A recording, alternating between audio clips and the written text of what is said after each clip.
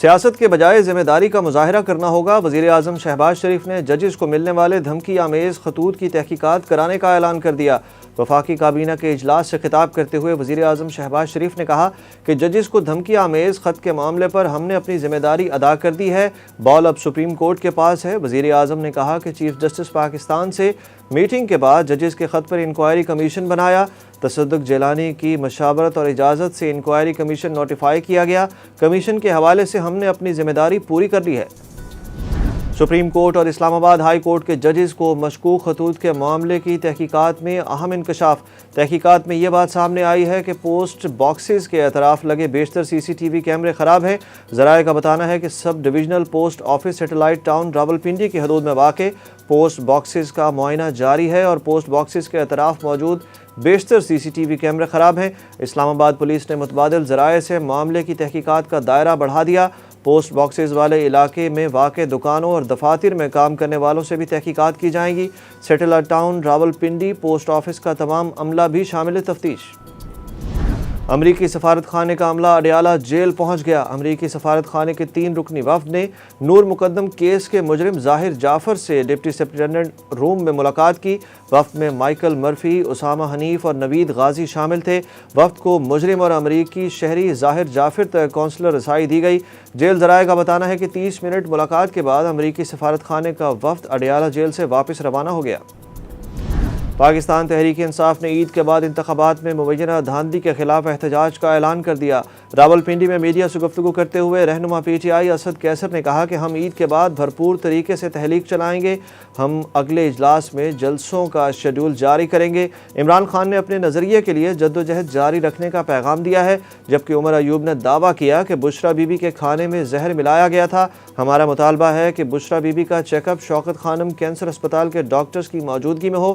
انہوں نے کہا کہ بشریٰ بی بی عمران خان کی کمزوری نہیں بلکہ طاقت ہے۔ ذاتی معالج نے بشریٰ بی بی کو زہر دینے کے دعووں کی نفی کر دی۔ بانی پی ٹی آئی اور بشریٰ بی بی کے ذاتی معالج ڈاکٹر عاصم یوسف نے میڈیا سے گفتگو کرتے ہوئے کہا کہ بشریٰ بی بی کو زہر دینے کی کوئی تصدیق نہیں ہوئی۔ آج صبح ان سے بنی گالہ میں ملاقات ہوئی۔ پیمز کے 4 ڈاکٹرز کی ٹیم ان کے ساتھ تھی، ان کا معائنہ کیا ہے۔ انہیں زہر دیے جانے کے اس وقت کوئی شواہد نہیں اور نہ ہی اس حوالے سے ان کے کوئی ٹیسٹ کر رہے ہیں۔ ڈاکٹر عاصم یوسف کا کہنا ہے کہ بشریٰ بی بی کی طبیعت 2 ماہ قبل خراب ہوئی۔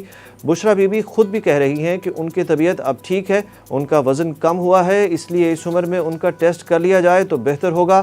ان کے خون کے کچھ ٹیسٹ ہوں گے، معدے کا اندر سے کیمرے کے ذریعے معائنہ ہوگا۔ سائفر کیس میں عمران خان اور شاہ محمود قریشی کی اپیلوں پر دلائل آج بھی مکمل نہ ہو سکے، سماعت عید کے بعد تک ملتوی۔ چیف جسٹس عامر فاروق نے ریمارکس دیے کہ آفیشل سیکرٹ ایکٹ 51C یا 51D میں سے ایک میں ہی سزا ہو سکتی ہے۔ چیف جسٹس اسلام آباد ہائی کورٹ نے کہا کہ اگر یہ الزام درست فرض بھی کر لیا جائے تو 2 سال بھی سزا زیادہ ہے۔ سائفر ڈی کوڈ ہوا، 8 کاپیاں تقسیم ہوئیں، مختلف لوگوں کو دی گئیں۔ سیکریٹری کہتا ہے بعد میں جب وہ کاپی دوبارہ مانگی گئی تو گم ہو چکی تھی۔ اسلام آباد ہائی کورٹ نے سائفر کیس کی مزید سماعت 16 اپریل تک ملتوی کر دی۔ حقیقی آزادی مارچ پر درج مقدمات میں عمران خان، شاہ محمود قریشی، شیخ رشید اور دیگر ملزمان کی بریت کی درخواست پر فیصلہ محفوظ 6 جون کو سنایا جائے گا۔ سابق وفاقی وزیر شیخ رشید بھی ATC اسلام آباد کے روبرو پیش ہوئے اور بریت کی درخواست دائر کی۔ عدالت نے فریقین کو نوٹس جاری کرتے ہوئے کیس کی سماعت 6 جون تک ملتوی کر دی۔ اعظم سواتی نے عدالت کے سامنے سرنڈر کر دیا۔ ATC اسلام آباد نے جوڈیشل کمپلیکس توڑ پھوڑ کیس میں PTI کے رہنما اعظم سواتی کی عبوری ضمانت 20 اپریل تک منظور کر لی۔ دائمی وارنٹ گرفتاری منسوخ ہو گئے۔ کیس کی سماعت انسداد دہشت گردی کی عدالت کے جج طاہر عباس سپرا نے کی۔ پاکستان اسٹاک ایکسچینج کا 100 انڈیکس کاروبار کے دوران تاریخ میں پہلی بار 68,000 کی حد عبور کر گیا۔ کاروبار کے اختتام پر 660 پوائنٹس اضافے کے ساتھ 68,416 پوائنٹس پر بند ہوا۔ دوسری جانب انٹر بینک میں کاروبار کے اختتام پر امریکی ڈالر 1 پیسے اضافے کے بعد 277 روپے 93 پیسے پر بند ہوا، جبکہ اوپن مارکیٹ میں ڈالر کا بھاؤ 21 پیسے کم ہو کر 279 روپے 77 پیسے رہا۔ قومی ٹیم کے فاسٹ بالر احسان اللہ کی انجری سے متعلق غلط تشخیص پر چیئرمین پی سی بی برہم ہو گئے۔ میڈیا رپورٹس کے مطابق فاسٹ بالر احسان اللہ کی ایک سینئر ڈاکٹر سمیت پی سی بی حکام نے ابتدائی طور پر ان کی غلط تشخیص کی اور غلط سرجری ہوئی، جس کے نتیجے میں کرکٹر میگا ایونٹس اور سیریز سے باہر ہو گئے۔ احسان اللہ کی غلط سرجری کے بعد اب برطانیہ میں خصوصی علاج کی ضرورت ہے، جس کے اخراجات پاکستان سپر لیگ کی فرنچائز ملتان سلطانز برداشت کر رہی ہے۔